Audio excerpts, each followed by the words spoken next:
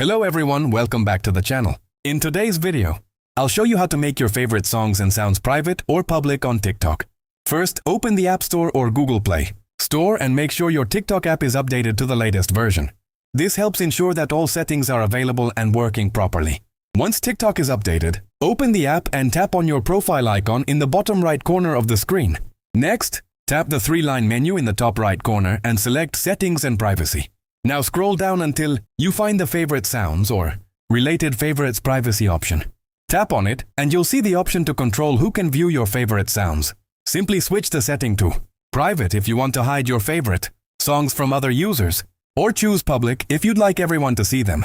That's all there is to it. It's a quick and easy way to manage your privacy on TikTok and control who can see the music and sounds you enjoy. If this tutorial helped you, be sure to leave a like, subscribe to the channel, and turn on notifications for more TikTok tips and tutorials.